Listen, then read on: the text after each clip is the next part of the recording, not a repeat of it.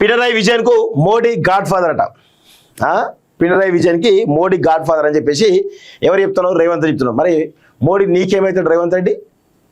బడే బాయ్ చోటే బాయ్ అని అంటున్నారు కదా. అసలు కాంగ్రెస్లో కాంగ్రెస్ సీఎంగా ఉన్నటువంటి అనఫీషియల్ మోడీ శిష్యుడు కదా ఎవరు? రేవంత్ రెడ్డి. తెలియదా?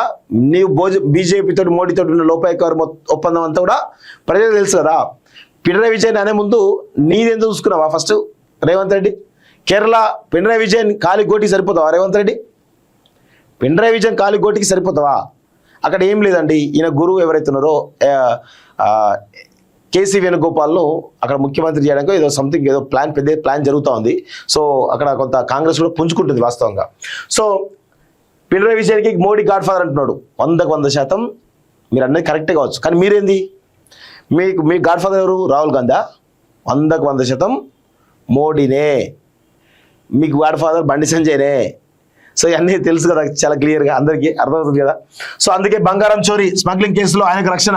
3/2 మెజార్టీతో యూడీఎఫ్ గెలబోతుంది. కేరళం అసెంబ్లీ ఎన్నికల ప్రచారంలో సీఎం రేవంత్ రెడ్డి వ్యాఖ్యలు. ఆ రాష్ట్రంలో విజయాలన్నీ యూడీఎఫ్ ప్రభుత్వాల హయాంలోనే. విజయన్ లేఖకు రేవంత్ ప్రత్యుత్తరం అంటూ చూస్తాం. సో మరి ఇదే లేఖ రాయి మరి తెలంగాణలో కూడా ఇక్కడ అభివృద్ధికి గతంలో వాళ్ళే కేసీఆర్ బీజం వేసిండు, చంద్రబాబు నాయుడు బీజం వేసిండు, వైఎస్ఆర్ బీజం వేసిండు చెప్పేసి రాయి చూద్దాం. ఎవరెవరైనా ఏ ప్రభుత్వాలు ఉంటే ఆ ప్రభుత్వాలు కొన్ని ఫ్లాగ్షిప్ ప్రోగ్రాం పెడతా ఉంటాయి. సో వాటిని కొనసాగిస్తూ ఉంటారు. తప్ప కొనసాగించాల్సింది కదా. ఇప్పుడు ఆరోగ్యశ్రీని రద్దు చేస్తారా? చేయలేరు కదా. రైతు బంధు రద్దు చేస్తారా? పెన్షన్లు రద్దు చేస్తారా? చేయలేరు కదా. సో ఎవరికి ఆలోచనలో వాళ్ళు చేస్తూ ఉంటారు. దాన్ని స్వాగతించాలి. మేము చేయడం వల్లే కేరళ అభివృద్ధి చెందింది అది అని చెప్పేసి ప్రయత్నం చేస్తున్నాడు ఎవరు? ముఖ్యమంత్రి రేవంత్ రెడ్డి. సో చర్చలు దిగను. హద్దులు దాటే భాష విమర్శ కాదు. రేవంత్ రెడ్డికి కేరళ సీఎం విజయం లేక అంటే భాష చూడు ఎట్లా అదుపు తప్పుతుందో.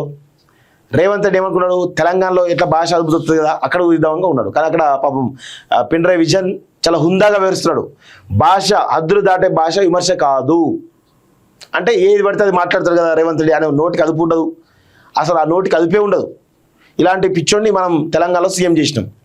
ఇలాంటి అజ్ఞానిని, పరిపాలన అవగాహన లేని అజ్ఞానాన్ని మనం సీఎం చేసినాం. పోయి మొత్తం దేశం మొత్తం కూడా మనం పరుగిస్తున్నాడు. తెలంగాణ పరుగిస్తున్నాడు. భాష విషయంలో కంట్రోల్ ఉండాలి. కంట్రోల్ ఉంటుందా? ఉండదు. కంట్రోల్ లేకుండా గాడి చెప్తా ఉంటాడు. దానికి పినరాయి విజయన్ కౌంటర్ ఇచ్చిండు. ఇది జరుగుతున్నటువంటి పరిస్థితి.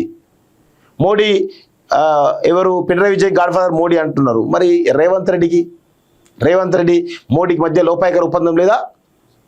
ఎందుకు? కేసీఆర్ 10 ఏళ్ల కాలంలో మోడీని కేంద్రంతో కలవాలంటే ఆ అపాయింట్మెంట్ దొరికే కావు. కానీ మీకు ఇమీడియట్గా అపాయింట్మెంట్ దొరుకుతున్నాయి. ఎందుకు దొరుకుతున్నాయి?